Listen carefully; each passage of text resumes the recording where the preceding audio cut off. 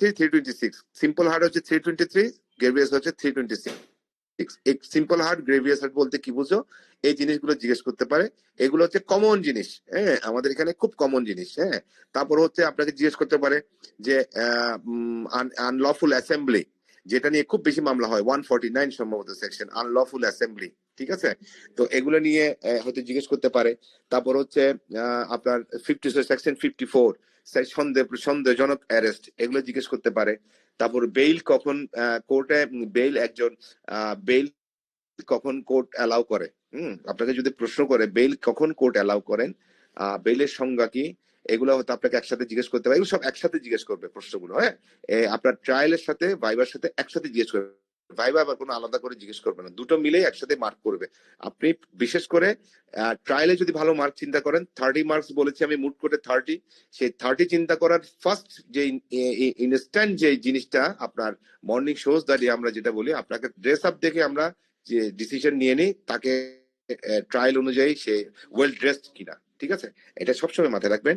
আর মানে well dressed বলতে শুধু কাপড় চোপড় ছাড়াও আপনার আপনার চুলের বলেন, আপনার গেট আপ বলেন, অ্যাজ এ লয়ার যেভাবে গেট আপ করে, যদি কোনো কারণে as a lawyer get up কেমন হতে পারে, এটা যদি আপনার মনে হয়, আপনি গুগলে ঢুকেন, as a lawyer well dressed কাকে বলে এটা দেখেন। হ্যাঁ, এই জিনিসটা মাথায় রাখবেন। সাদাটা আমি সবসময় প্রেফার করবো, সাদা সাদা যদি পরে আসতে পারেন ভেরি গুড। আর যদি কোট থাকে, কোট না থাকলেও কোনো সমস্যা নেই, কালো কোটটা বেস্ট।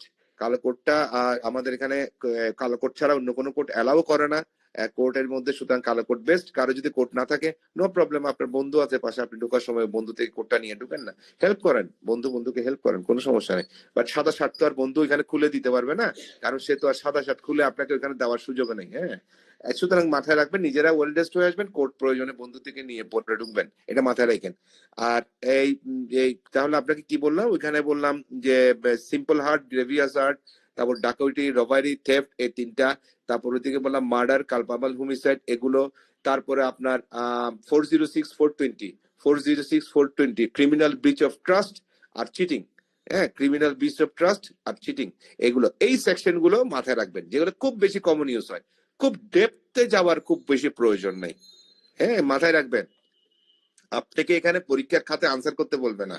হ্যাঁ, কোনো আনসার করতে বলবে না, খুব ডেপথে যাবেন না। আচ্ছা, আরেকটা বিষয় আমার মাথা থেকে হয়তো ছুটে যাবে, বলে দিই, আপনার সাবজেক্ট কয়টা আছে এগুলো কিন্তু মনে রাখবেন। অনেকে সাবজেক্ট গুলা বলতে পারে না, I am sorry to say, অনেকে সাবজেক্ট বলতে পারে না, সাবজেক্টটা মনে রাখবেন।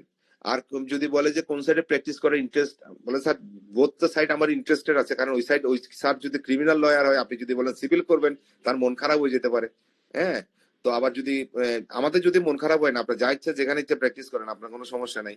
আমি যদি আপনি ক্রিমিনাল সাইড করলে আমার কোনো সমস্যা নেই, আমার আরো কম্পিটেন্ট কমে গেল, আমি খুশি হবো আপনি ক্রিমিনাল সাইড করলে। কিন্তু ওই যে স্যার ক্রিমিনাল প্র্যাকটিস করে, হয়তো সে স্যারে আপনার হয়তো মন খারাপ হয়ে যেতে পারে যে আপনি সিভিল প্র্যাকটিস করলে বললেন। হ্যাঁ, এক একজনের মানসিকতা এক একজন। আপনি বলে স্যার আসলে বোথ সাইডে আমার খুব ইন্টারেস্ট, আমি দেখি আগে কোর্টে গিয়ে প্র্যাকটিস শুরু করার পরে আমি পরে সিদ্ধান্ত নিব আসলে কোন সাইড আমি শুরু করব।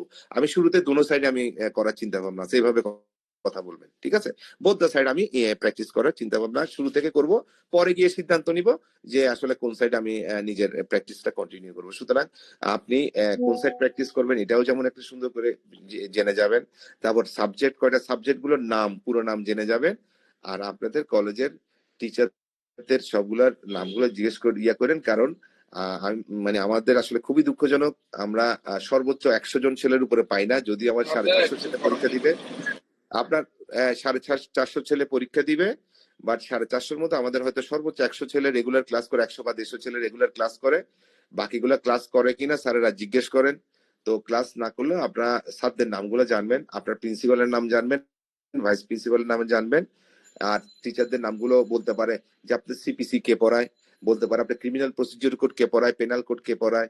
হ্যাঁ, আপনাদের সংবিধান কে, এই যে সংবিধান তো ফার্স্ট ইয়ারে, ফার্স্ট ইয়ার থেকে খুব একটা বেশি প্রশ্ন করে না, ফার্স্ট ইয়ার থেকে প্রশ্ন করলে হয়তো কনস্টিটিউশন থেকে 2-1 প্রশ্ন করতে পারে, আর মুসলিম ল থেকে হয়তো 2-1 প্রশ্ন, 2-1 ফরাইজ উত্তরাধিকারের উপর 2-1 প্রশ্ন করতে পারে। ওগুলো নিয়ে তো ওয়ারিড হবার কোনো কারণ নাই। আপনাদের স্যাররা মোটামুটি হেল্প করবে আপনাদের, ওটা আপনারা পারবেন।